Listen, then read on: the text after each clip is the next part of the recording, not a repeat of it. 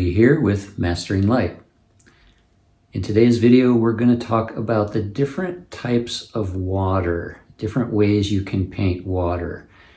And I know that for many artists, this can be quite a struggle. And so I'm going to try to simplify that today. We're going to look at some examples of paintings where I've painted different types of water. Some of them will be very transparent, where you're kind of, looking down through the surface to the bottom. And in other cases, you're seeing a direct reflection of what might be on the far shore, for example. In other cases, there may be wind or current movements creating ripples in the water. Whatever the case may be, we're going to try to simplify your thought process, because that's what we do here at Mastering Light. We simplify and clarify your thought process to help you paint better, help you make better decisions, help you break it down into smaller steps, and make everything more manageable so that you can create your next masterpiece.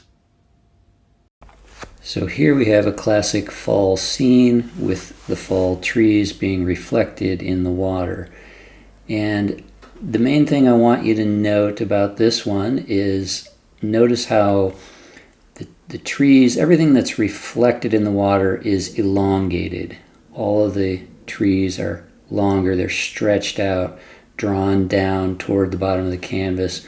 And also notice how the details above the water are much less below the water, especially in the pine trees in the background. You look at all the brush strokes above the water and then see how much softer and simpler it is in the water reflections. So all the colors are slightly muted, and also the brushwork is muted and softer.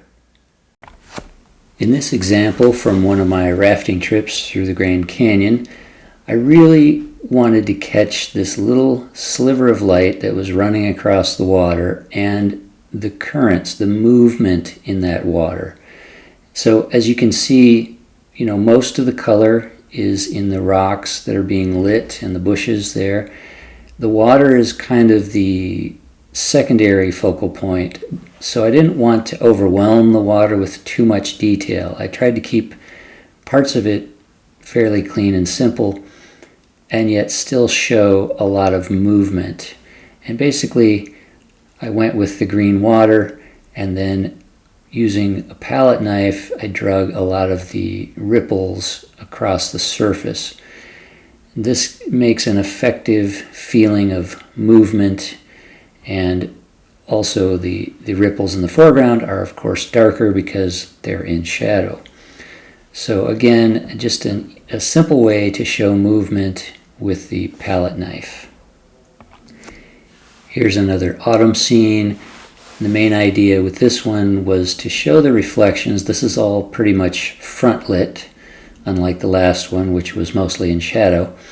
And the idea here was to extend the reflections down through the water, and then just show a little bit of movement with the blue and white highlights on top of that.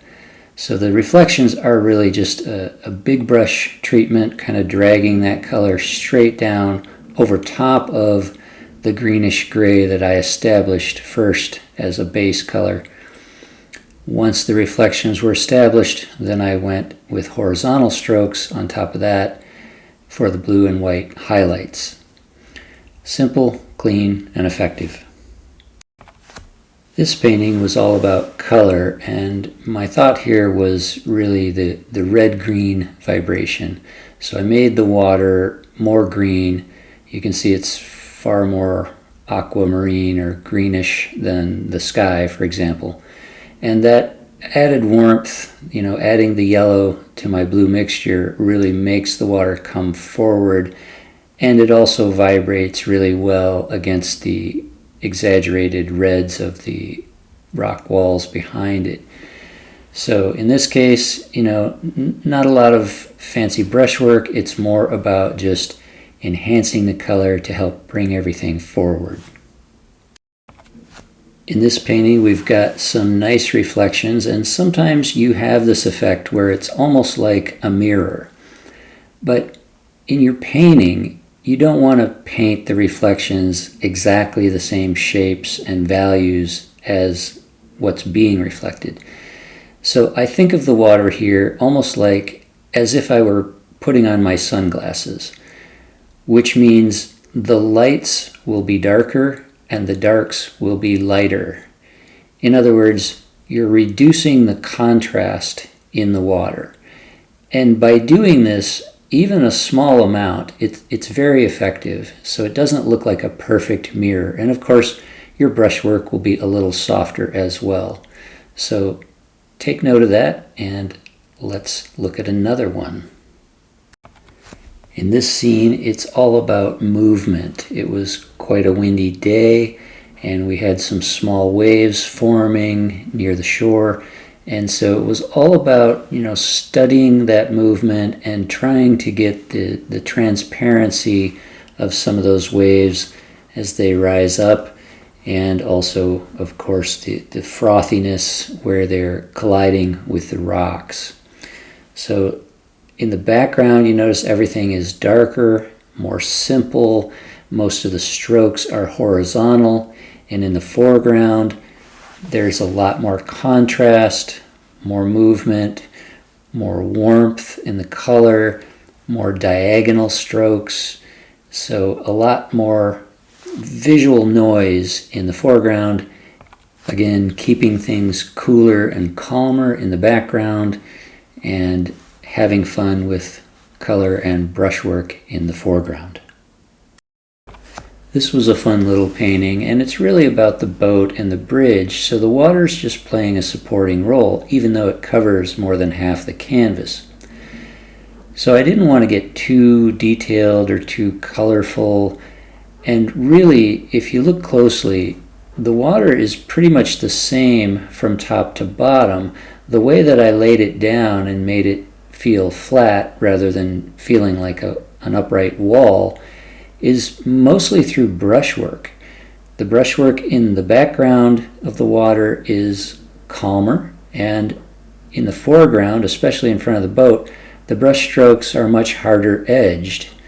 Not mechanical, they're still organic, but there's definitely more visible brush strokes in the lower half of the water than in the upper half. And so sometimes that's all you really need is a little variation in value, and you can do it mostly through brushwork.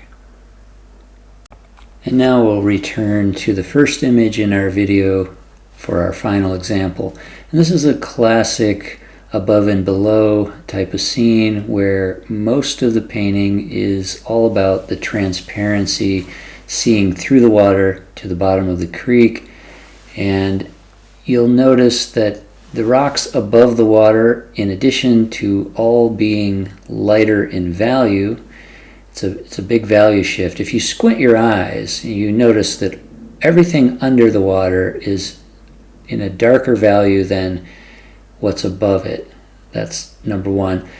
And also, everything under the water is handled in a fairly transparent passage, meaning the paint is applied a little thinner, and the rocks that are above the water are more impasto. I used some palette knife on those as well to give them a little added texture, a little more visual noise, so that they would stand out and stand on top of the water, literally.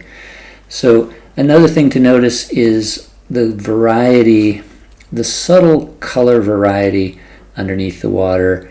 There's a lot of different colored rocks there, and I even added a few little gold nuggets just for fun. So there you have it. If you found this useful, please like and subscribe, and visit codydelong.com for more information.